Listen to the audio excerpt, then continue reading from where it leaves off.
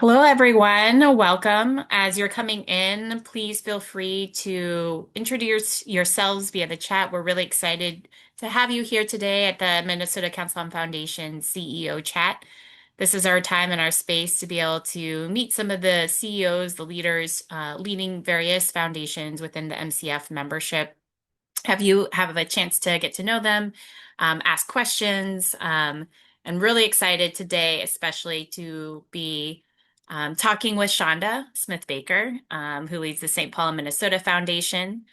Chanda actually started around the same time that I did in my role at MCF. So we both started at the end of August and have been experiencing a lot together here over the past few months and curious to learn more from her, what her journey has been like, and also to get your questions answered as well. So we'll have about 45 minutes or so where I'll be asking questions. Feel free as I'm asking questions, though, if you have questions that come to mind, to put those questions in the chat or to hold them. We'll have some space at the end for people to ask their questions as well. And we'll just go ahead and get started. We have a lot of people here today, and I know Shauna has a lot to talk about. So we'll just get right going. Shauna, would you mind just doing a brief introduction of yourself and kind of your journey to where you are today? Yeah, for sure. So first, thank you for the invitation, Michelle. We have been sort of leading down a similar transition path. I've been in the role for 10 months. Chanda Smith Baker, as introduced, I've been in community working for 30 years in various roles, and some of them were in position, and some of them are in the ways that I volunteered on boards. I like to tell people I've served on nearly 30 boards over my career, which has been just a wonderful opportunity to learn and to discover different ways in which people approach information and leadership. I'm from this state. I've told folks I'm either fourth or fifth generation. And so there's lots of leadership legacy that sits in my family that it continues throughout our family that I think is an interesting part of my journey. I was a CEO at Pillsbury United Communities. I served at the Minneapolis Foundation. And now here, probably some of the most notable things that I've done. And then I'm also a co-founder of the Black Collective Foundation. Wonderful. So, can we just dig in a little bit more into kind of what you learned from your time at all of those various places that you worked at before, the Minneapolis Foundation, Pillsbury United, Alina, you've served on several boards. I actually met you through your board service at the Women's Foundation Minnesota when I was there. So, can you talk a little bit about what you learned from your time in these different experiences and how that's helped shape some of the experiences for the work that you're doing today? Yeah, I mean, it's hard to sort of capture what you've learned in 30 years in a snapshot, but what I will offer is this, and maybe just a bit of a reflection on sort of me coming into those roles. When I came into Pillsbury United, I was recently divorced and single parenting and really just trying to get my mind wrapped around life.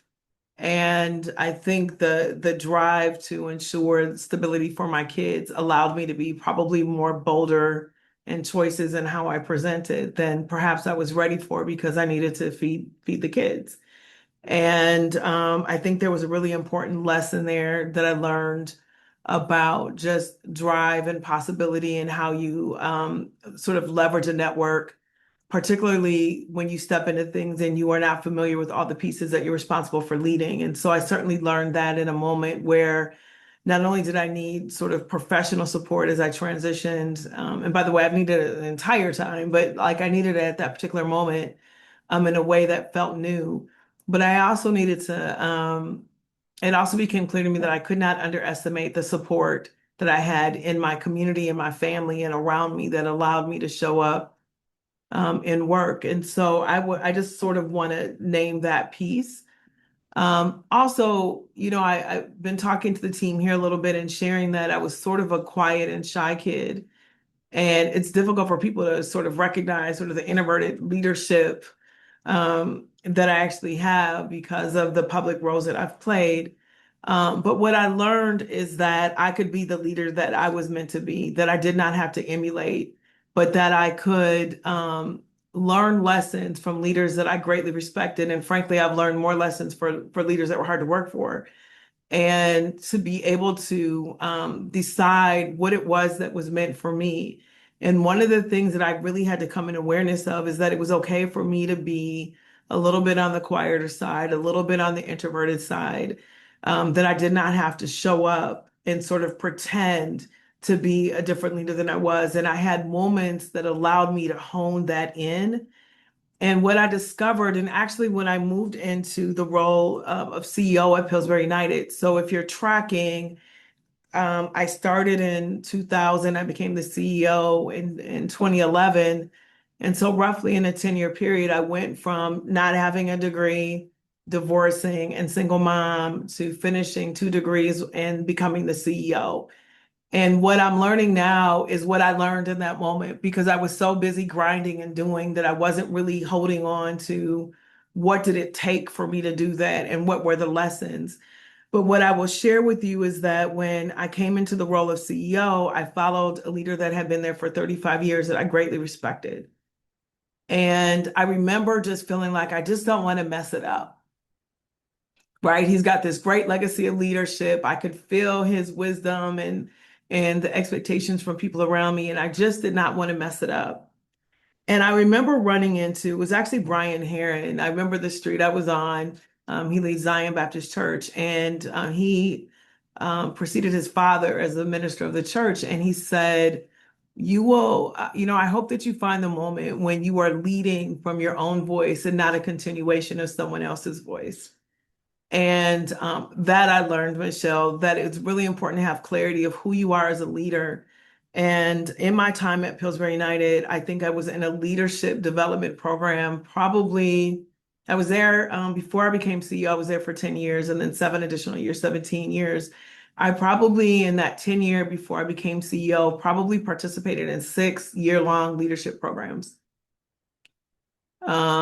that I was making an investment. I didn't wait for the organization to provide me the opportunity. I went out and sought it.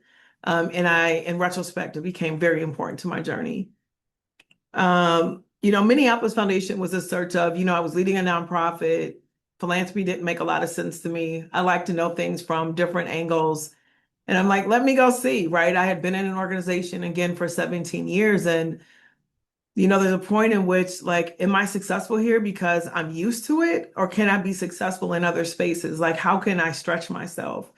So, it was a new field and an adjacent one, but a new field. And what does success look like with this new seat? Can I be successful in this seat? Can I bring myself to the sector?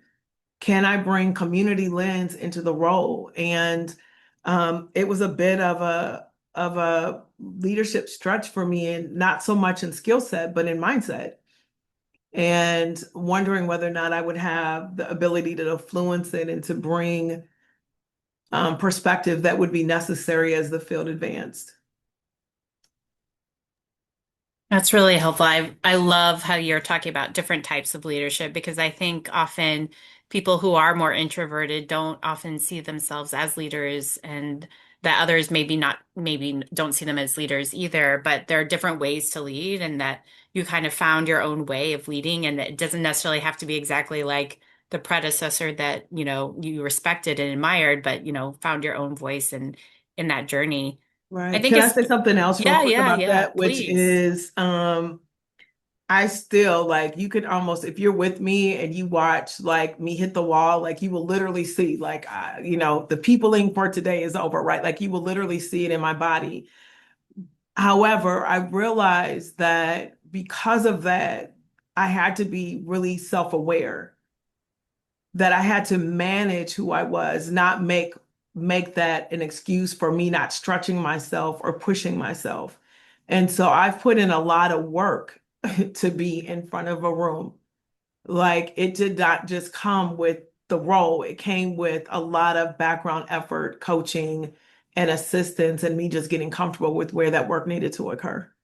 Mhm. That's such a good point. I think especially in these times, I mean, all of us, there's so many things that can be stressful and that are outside of our influence or control. And so kind of really working and being self-aware of how you're doing, your well-being, and knowing when you need to take a break, when you need to step up is so important. So I'm really glad that you emphasize that point. Speaking of which, the Mhm. past few months, since you started at the end of August, have been very interesting here in Minnesota, to say the least. Yeah. How has it been leading and stepping into this role, not only learning this new position, a new team, a different organization, but leading really during this poly crisis that has been happening across the state of Minnesota? Yeah. The first thing I would say is I'm a brand new CEO of a foundation. I've never done that before. I've been working to make a difference in community, but I'm in a new role, which is I'm a beginner, right? I'm a beginner with a set of experiences that allowed me to sit in the seat, but I'm looking at this from beginner eyes, making sure that I stay curious, making sure that I stay in tune. And one of the gifts of this role, and I've said this, is that it allows me to really sort of see this state for all of the things. And one of the blessings of this moment is that I've been able to somewhat fall in love with the city and the work again, right? The state and the work, because people are telling me all of the time the amazing work that they're doing. And I have a choice to just, on what I'm going to pay attention to. And I choose to pay attention to progress, right? I Mhm. choose to hold joy. I choose to understand the context, but not give it life. So Mhm. those are my choices. I choose to be strategic and steady and not reactive and emotional. I make a set of choices that allow for me to show up because part of the role that we have is investing in the future, investing in the ideas, the future of people, communities, organizations, our region, and our state. And so I have to hold the possibility that exists within that. So I will say that. I think the other thing I will say, one of the lessons I've learned in leadership is to expect bad things to happen.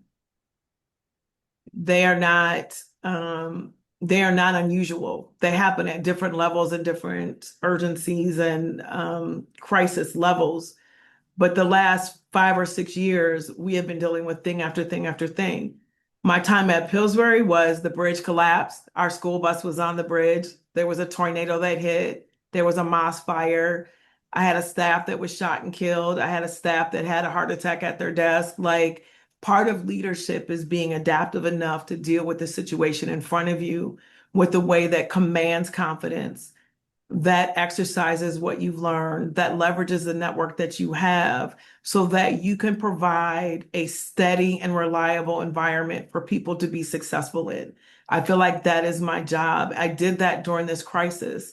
My job was to get to know my team. I did not know them, right? I need to know your name. I need to understand your story. I need to understand what you're navigating. And Michelle, you know that when you are part of the crisis that is happening in community, there is no distance. Proximity has its place, but when you are proximate to harm, that becomes a different navigation within a workplace. And what I needed to know is that my team trusted that I had their back, that I would do everything possible to keep them safe. I needed the team to understand that sometimes the best work isn't loud and bold and whatever, not even performative, but we don't have to announce every single move that we make. The best move we make is getting checks out the door. That is literally the best thing that we can do. And we are helping people across the state that may not ever know that the check came from this foundation and the donors that support us. And so how I survive in moments of complexity is doing what I do the best I can do, right? To understand where I'm the most reliable voice, what do I have in the realm of my control, who am I responsible to and for, and how do I keep them um, steady enough so that we can stay in community and do what we were assigned to do on behalf of community. And so that's how I've approached it. It has not been easy.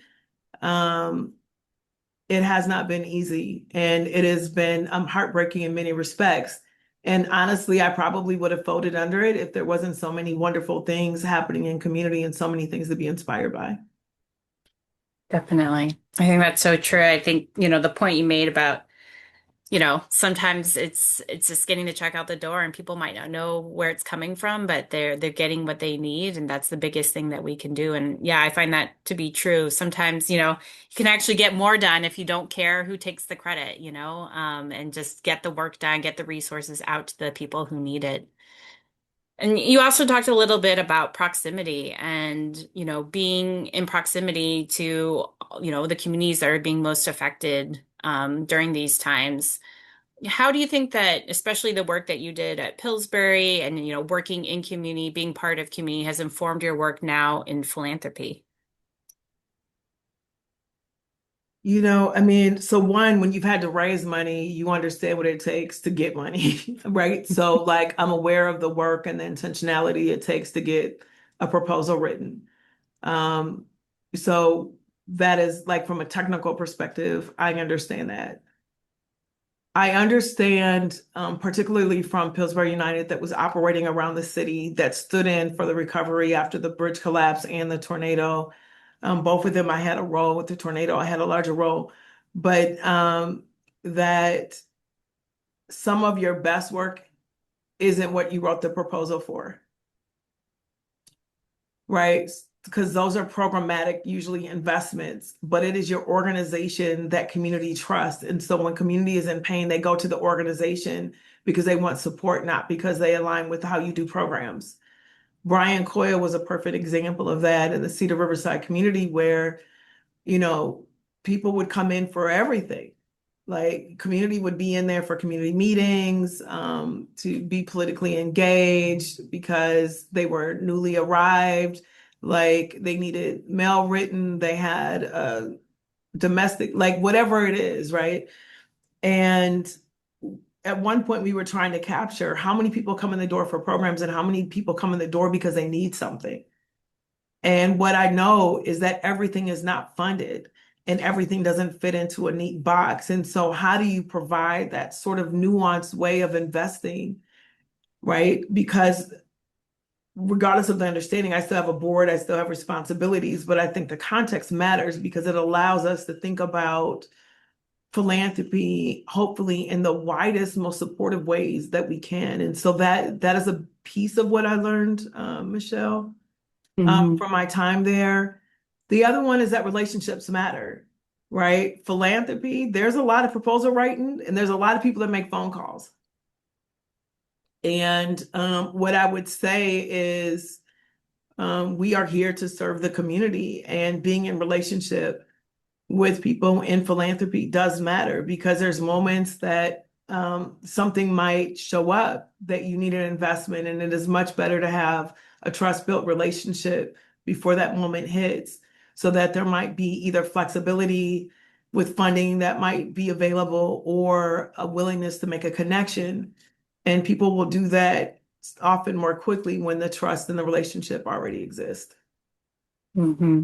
Yeah, I think that's so true, especially during a crisis. I feel like having those relationships already established helps, the flow of information just so much faster and easier, being in touch between, nonprofit grantee partners and the foundation so that they know what's going on and if there's additional help that's needed. I think having those relationships already built makes it so much smoother when a crisis happens to know what's going on and what might be needed.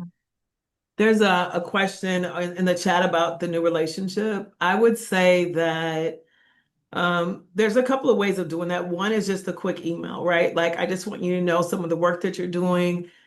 Um, for me to know what's happening in community doesn't require a meeting. Like, I only have so much time. And I know people try to get to me. This is where the bottleneck happens. Like, really, it is best for you to go to the folks on the team, because that's what they're here to do when to communicate, what's appropriate to the rest of us. But email, I pay attention, a lot of attention to social media, particularly organization, storytelling, all of those types of things. So there's a lots of ways for me to both, I'm talking me or this organization, to get to know your organization You can email and just say, here's a quick video from something we had going on. I just wanted you to know what's going on. Every contact does not need to be sat on top of a hoped for a transaction, right? Some of it is just building a relationship so that I understand who you are and who your organization is within the ecosystem. And I do think that leaders, particularly women, people of color, will follow the rule as prescribed on the grant and forget about the relationship management piece, or they feel like they don't want to bother or intrude or stress somebody out. And my thought here is that that is part of our work, is being accessible and available to hear what you have going on. hmm Yeah, yeah, that's really true. And I'm kind of curious, some of those practices at the St. Paul, Minnesota, and Minnesota Foundation specifically, I know when I was at the Women's Foundation, we kind of had office hours. What are some different ways to kind of build on that question of, are there opportunities for people to build relationship with the team? I know that you've been getting out into the community as well. So yeah, just some different opportunities that people can build those relationships. Yeah, I mean, I could answer that. And then I also think that this community can also mirror back to me the answer of what you think might be most helpful. What I would say is that we have a team of 83 folks, and most of them are in community doing work. Like, we have our finance team, we have other folks, but they are also deeply committed to the work that we're doing and support impact happening. So I always like to undergird that nothing happens without the folks that are helping it and executing on the details in the office, and they deserve just as much of attention. We've launched a leadership series, which is a way for you to sort of get some additional insights. I have thought about leadership hours. I'd love to hear in the chat if you think that would be useful. We work across the state, but I think that that could be an interesting option. I certainly have open office hours. People email all the time. Like, you may not get, a 2 hour lunch, but if you ask for 15 minutes, that's pretty likely. But Michelle, let me think about that. But the best way we're in community and build relationships is when people ask and when we go out and initiate. I think it's a two-way street where the team should be out figuring it out, but also you have to let us know that you're there for us to be in relationship with you. Yeah, yeah, that's great. And opportunities like this, this is something that we open up to everyone, nonprofits, philanthropy, anyone in the community to get a chance to get to know you. And we already have some good questions here in the chat. So let's go ahead and get to those because we want to make sure your questions are Mhm. answered. Sherry has a question about what's an area of opportunity you experience walking into the CEO role? What kinds of things you do to strengthen in that area? Yeah, And well, Sherry Green has the opportunity to know me well. So yeah, our fathers were brothers. Are our brothers. What I would say is that every seat you walk into presents all the opportunity for you to be new in that seat. Like, I really try to come in with as fresh eyes as I can, because I've been in this work for 30 years, and so it's easy to make assumptions around people and organizations. And so how do I allow myself to be a learner, right? When I know a lot, right? Like, I'm smart about the work, but I also have to be in a place of humility and curiosity and learning. So one is, how do I continue to present myself as a learner? I think that was one. Um, our investment portfolio, community foundations are complex, and the big piece of it is on our investment portfolio. We've got some really exciting work. We've got a fantastic team, but that has not been necessarily. I've managed investments. I've sat on investment committees. It's very different to provide oversight. So how do I learn that? I call the people in my community and in my network that have CIO roles, that can give me, good things to think about, that can guide me, that if I have a question, I can call upon them. So I would say there. The other thing is the East Metro. Like, I've lived in this state, I've said it, I've been largely in Minneapolis. And so now I'm coming to the East Metro, where we're headquartered. And, um, you know, St. Paul is different than Minneapolis. I need to both be familiar and be respectful of the communities I'm walking into, where I might be familiar, but I don't know them from inside in the way that they do. And so I would say getting to know. So where's, listening to the language, to the nuances, meeting with some of the sage wisdom, the elders in the community to ask them about their point of views, and meeting with the people that are leaders.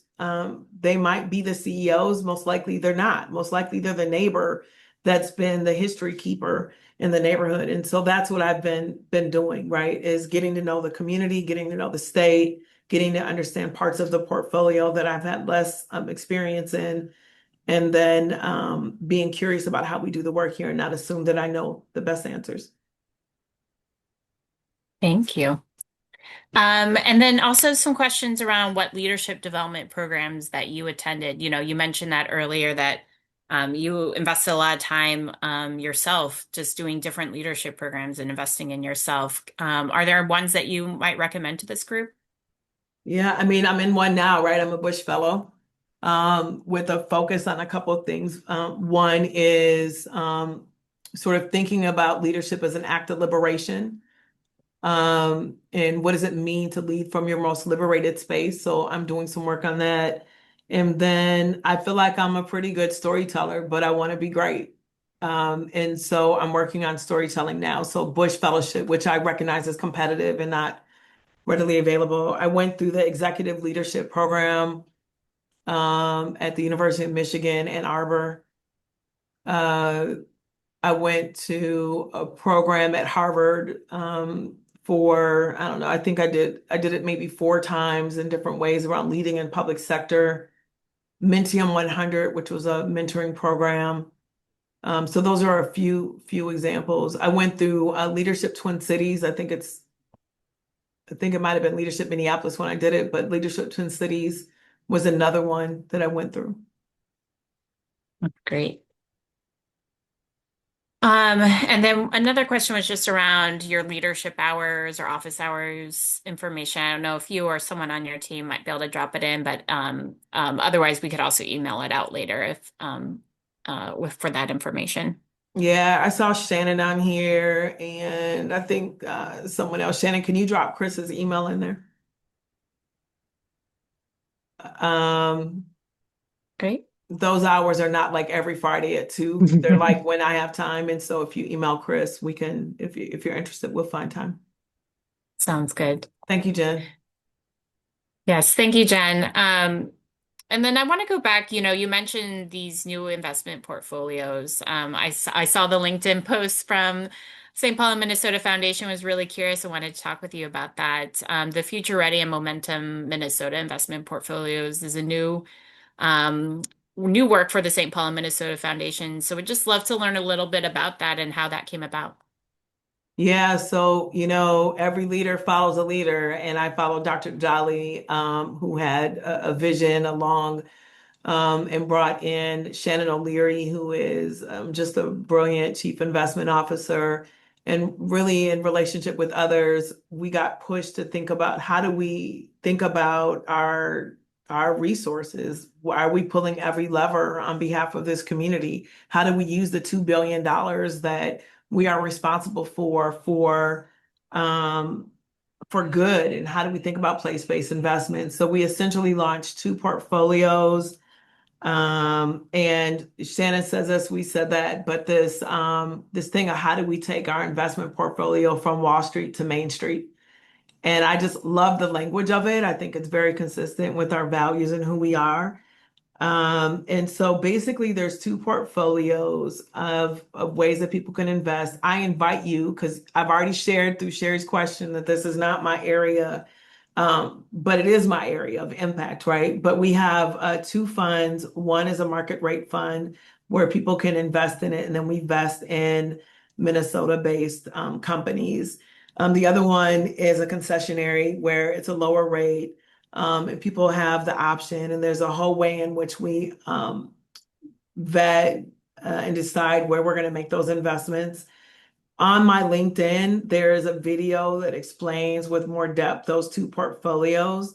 I think the point here is that we are making sure that we're using every tool and every resource we have to be good and good at what we're doing. And that oftentimes philanthropy is just thought about from grant making. And we need to be thinking about it from beyond grant making to how we're making investments. Are they mission aligned? Do we provide different ways for people to be in relationship with us that benefits our state, that benefits um, business in this region? And I would say that is what we're doing. The work that we're doing there, we are one of two in the country. So we are leading edge on that. And it would be in my best imagination that people see that and follow us. And I think Shannon is on the same page and bringing Minnesota philanthropy as one of the best places to think about forward-leaning strategies across this country. hmm Yeah, yeah. And I got the chance to meet Shannon at our Impact Investing Institute that we had in March and encourage others who are interested in that to join that if you want to learn more about impacting investing. Because again, like Shonda said, it's just one more lever to have impact. A lot of the impact that foundations have is through grant making. But to have even more impact is really looking at your investment portfolio for Yeah. those foundations that have an endowment. And I'll put in the chat here. We have the Impact Investing Institute's usually in March, so you can look out for that. But we have our Impact Investors Breakfast that's coming up here in September. So if people are interested in that, you can take a look at that as well if you want to learn more about impact investing. Thanks for sharing. So I think that there's like you have an investment committee and you can just be investing. And then there's investing and making sure that it's mission aligned. And then there is sort of what we're doing is probably like the 3.0 level of how do we invest in small business so that we're hmm going beyond sort of the ESG and some of the other things to say, like, really, we want to be more intentional. And so that's what it is. There's a video that's on our website, there's more language on our website, and then there's some details on the foundation's LinkedIn page.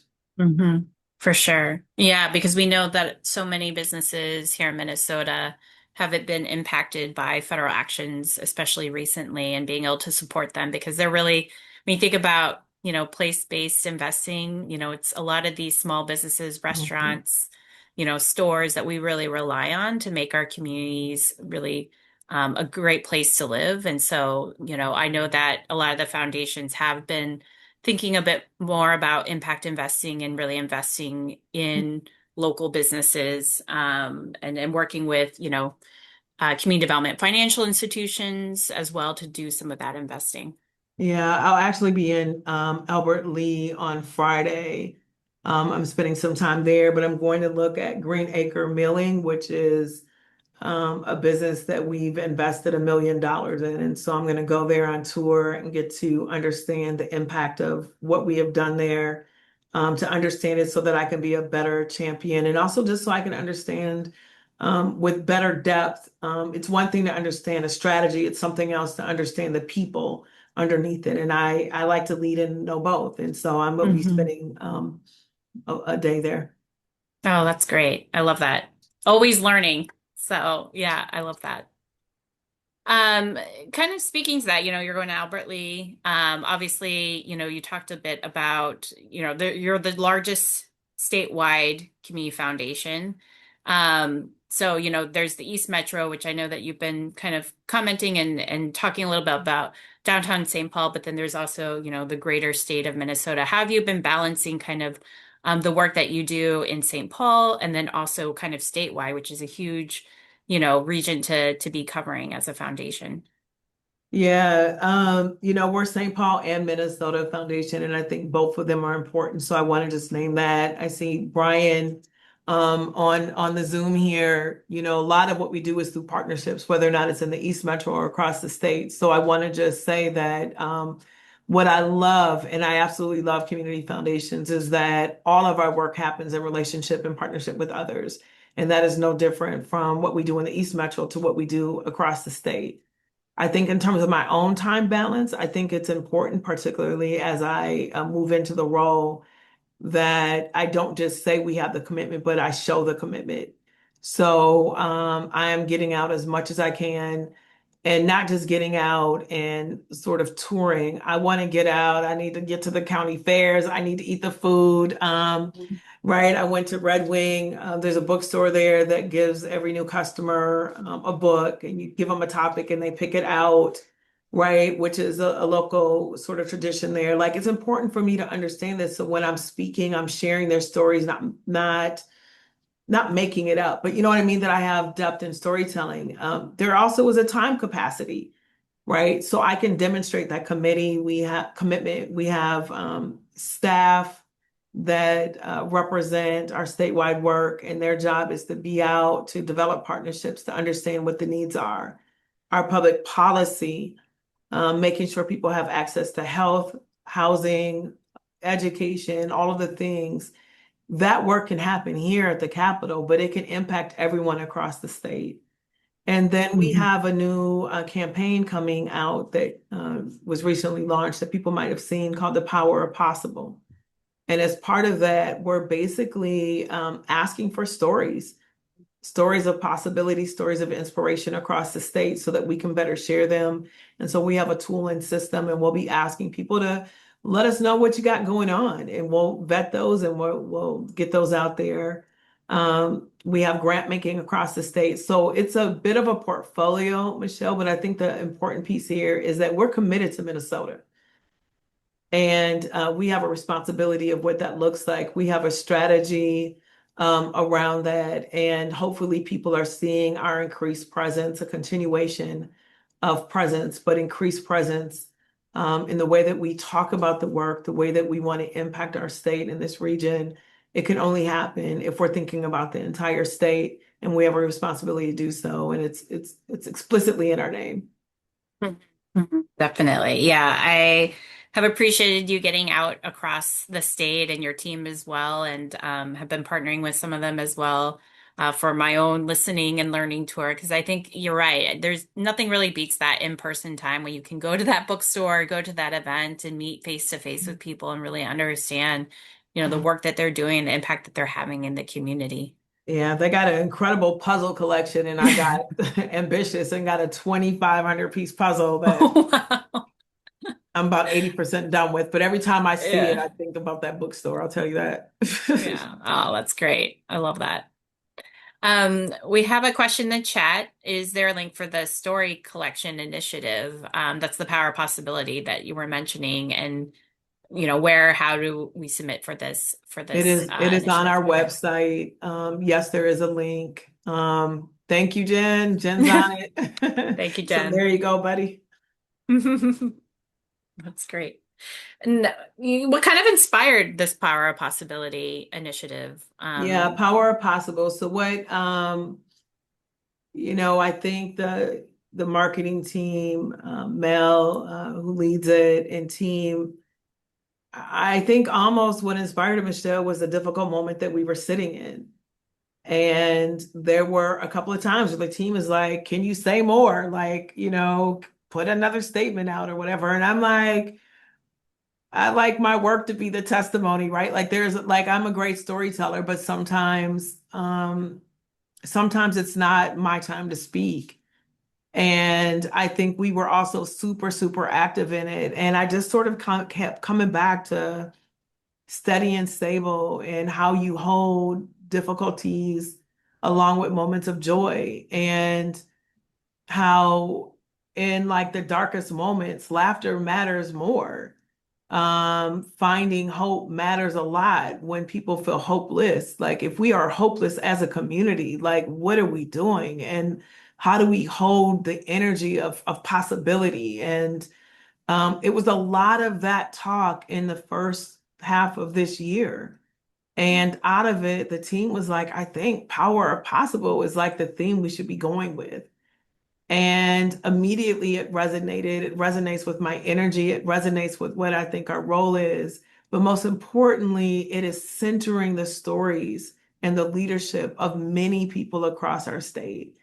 so that it's not about us telling our story. It's about us telling our story in a more expansive Hmm. way. And how do we do that while holding the role that we have? And we have an important role, but understanding that sort of the more we do that in relationship with community, the more community is in fact our compass, which we stated as one of our values, the more that we could hold what's possible, because when those ideas come together, they add up to way more. And so that's really what the line was, is that it was, we're in a really dark moment. Hmm. And we got to see the neighbor, and we got to see the people on the streets. We got to see mutual aid. We got to see a lot. So in the moment, there was this immense sense of pride. It's like, man, we are actually not victim, right? We are not powerless. Like, there is possibility that exists even in moments where you can't see clearly what it looks like on the other side. There is little action and big action that can make a tremendous amount of difference at an individual level, at an organizational level, and beyond. And we got to see that at all levels. And for me, it is, how do we honor that? How do we have a role in that? And how do we inspire more of it? And Hmm. how we inspire more is also by being inspired. And so that really is sort of the reciprocal nature of what this campaign is. Yeah, that's great. Yeah, because I know that, the Advocates for Human Rights is helping to coordinate this Truth Council, which is sort of documenting the stories of people, and the harm that's been caused. But I love this Power of Possible, a place for us to document and record and share, our hopefulness and things that we want to see for our community. So not just documenting the harm of what's happened, but what's possible for us to do together, especially building off the energy that we've seen in terms of showing up for your neighbor and mutual aid and all of those efforts that we've done as individuals. Yeah. I mean, every hard moment, new leadership emerges and new voices become present. And I believe in honoring that, Hmm. recognizing it. It's shifting. It allows for people to see things new. We've seen it in the civil rights movement. We've seen it in women's movement. We've seen it in, all of the movements where something wasn't working and people came out and protested, and from it emerged national leaders, local leaders, new voices, younger voices, more diverse voices. And I think in this moment, Michelle, there's a real opportunity to talk about how people landed unexpectedly in leadership maybe they didn't even know they had, because they Definitely, cared that much about this state and they cared that much about their neighbors. And that is about the most beautiful testimony of impact that I can really think of. for sure. Yeah, I've seen even some very, very young people, out there helping their neighbors, making food, delivering food, things like that, to help out. And that is really inspiring to me. Hmm. I guess what's kind of looking ahead, looking at the future and looking at what's possible, what's ahead for you and for St. Paul and Minnesota Foundation? Is there anything else that you'd like to share with us today? And as you are thinking about answering that question, if people have questions, we'll be opening it up here soon.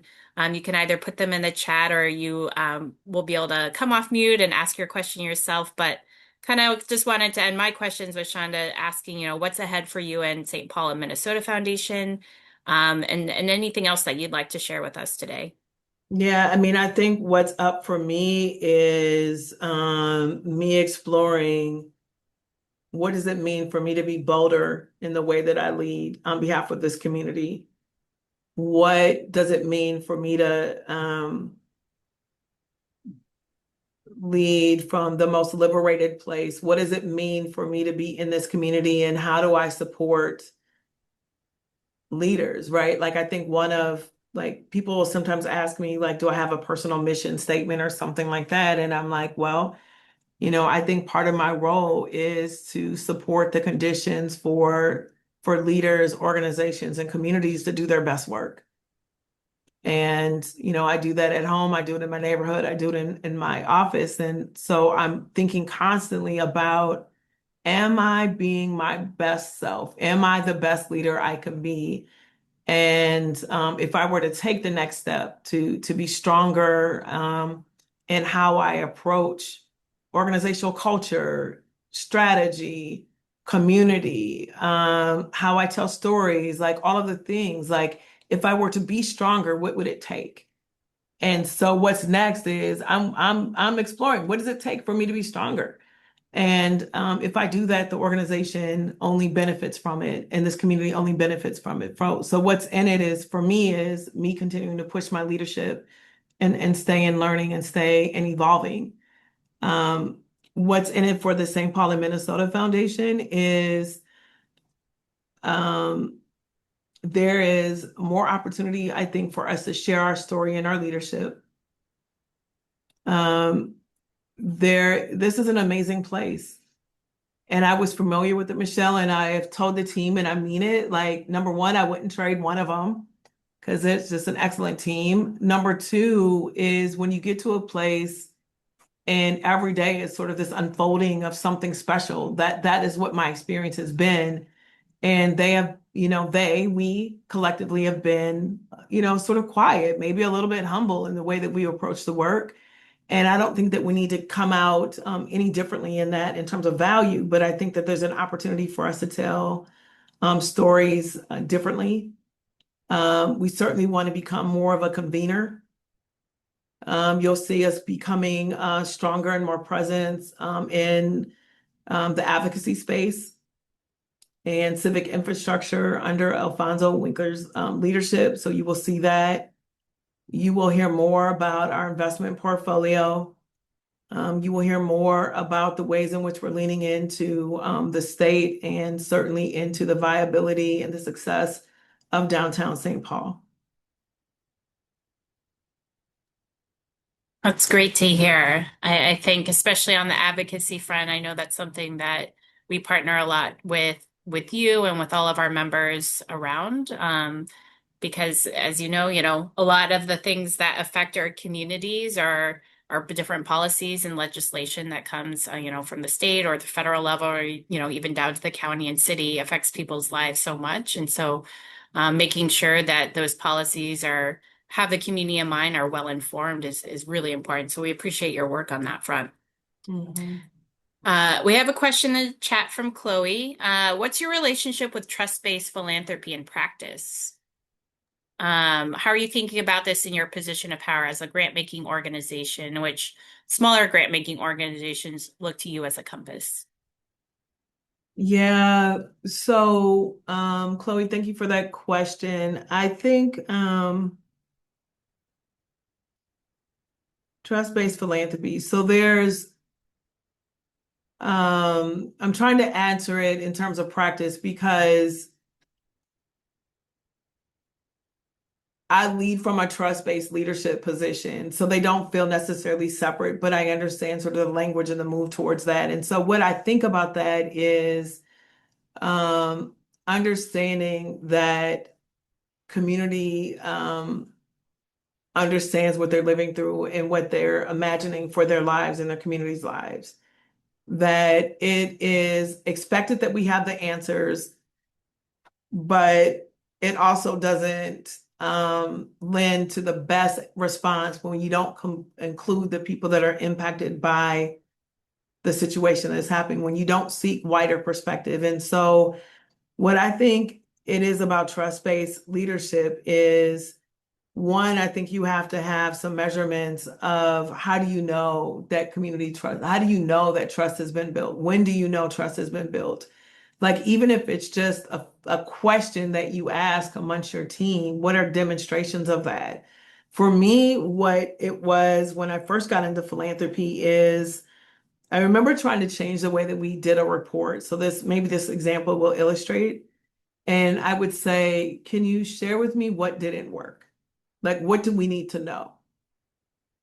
And people would be like, well, we had a few bumps, but this is what went great. And I'm like, well, if our job is to partner with you, if we are meant to reduce and eliminate systemic barriers, and if I don't hear about them from the people on the ground, how can we possibly partner and articulate what they are to get them removed? Like, how do we become a better partner in that? And so what I realized in the first couple of rounds of that is that there was a lot of hesitancy to share that because philanthropy has used failure or barriers or you weren't successful in this as a way to perhaps screen organizations out. I see that information as incredibly valuable as we're working towards making progress. And so what I recognize is that I had to build a different relationship so that people would trust me, trust us with telling us what didn't work so that we knew how to shift and evolve to get the resources where they needed to go. Because if you are leading on something that's not working and you know it's not working, and you're using the dollars that we're giving towards something you know is not working, I don't know if that makes sense. Like the math just doesn't math to me on that. And I know it's not always as simple, but Chloe, part of what I'm saying is that, you need to know what the indicators of trust look like. You need to create an environment um, where truthful communication, where communication can occur in a way that respects the truth on both sides, right? That philanthropy to me here means every time you make a request, you're not going to get money. That's just the truth of it. Sometimes you will, sometimes you won't. Maybe you'll never align, but it doesn't mean that we can't partner and we still can't add value. And so I think, as some people say, clarity is kind. And that's how I see it. How I'm thinking about me and my position as a grant maker is I feel like I'm becoming more and more transparent about my own leadership, my journey, and what I'm thinking through strategically as a leader of an institution. I think sometimes we gloss into talking points that are already polished, and there's a lot of parts of leadership that are not polished. And there's a lot that is unexpected. And I do think that I hope I'm making an assumption because I get asked these questions a lot.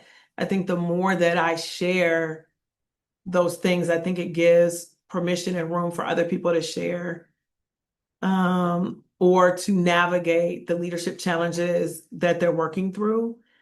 And I think we can model how we tell stories, how we know when to use our power, and where do we empower community, and how do we balance that line.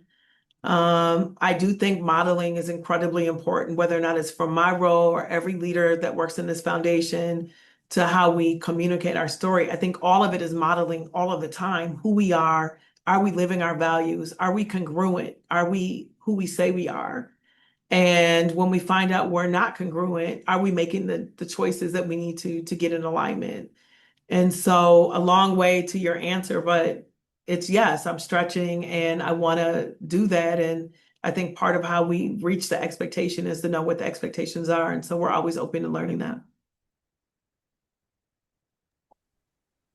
Thank you for sharing that, Shonda. Yeah, and I think you know, trust-based philanthropy, those practices, I think, are kind of integrated into the principles for philanthropy that all of the MCF members kind of commit to when they're joining the organization. And I know that there have been different projects that we've partnered with nonprofits to do in those efforts.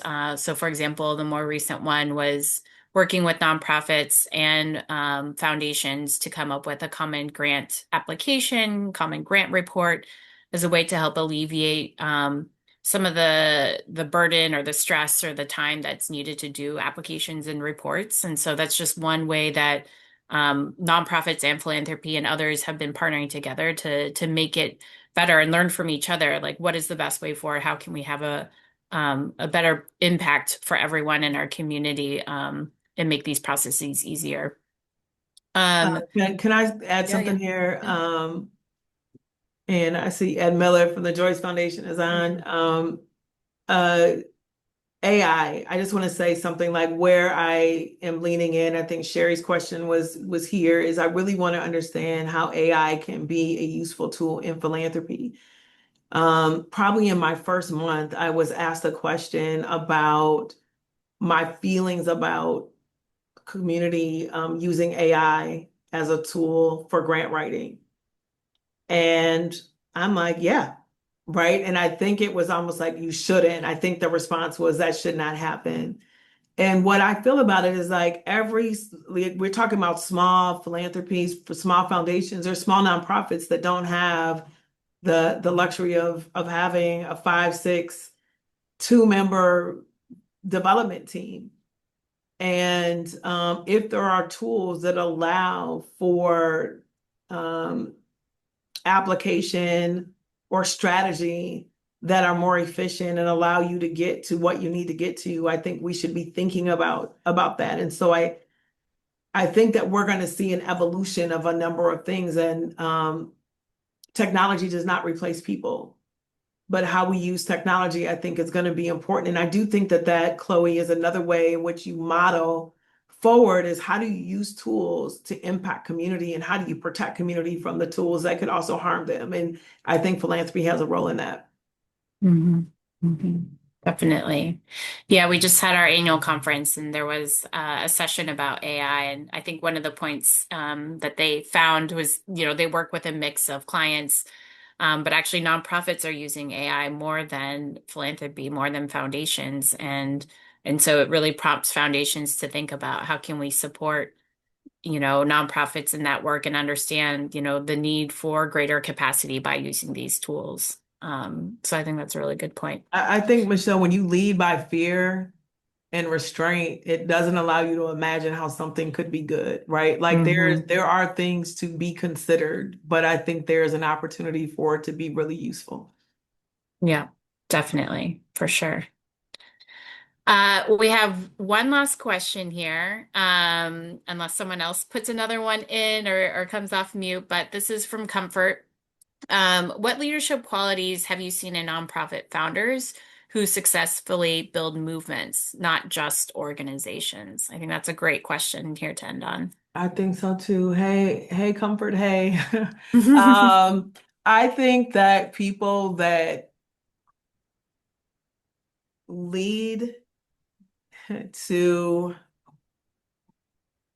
become an influencer or people that take a step for it to become a movement probably are less likely to do like I'm talking very quickly, right? Like sort of my point is that there are things that I've done, or people will say that was really bold or that was really great. But at the time, it was just what I felt like needed to get done. It wasn't like I was thinking I want to do something bold or I want to start a thing, or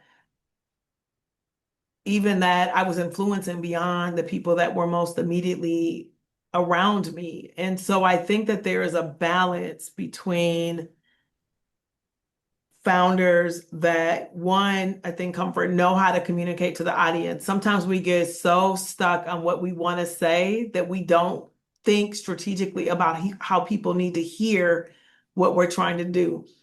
And so I think we need to be, I think those founders that are most sophisticated and understanding sort of the emotional and social intelligent components of it are the most successful because they are learning how to bring people into their idea and not excluding people from the idea because they feel like they don't have a value or they don't have their identity or whatever the thing is. So I think that there's a level of strategy that goes with every movement that has that. I think an ability to lead people so you can have a great idea.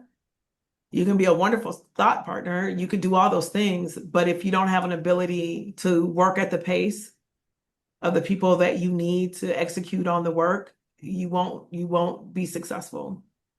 So those are two things. I know, Michelle, we're at time.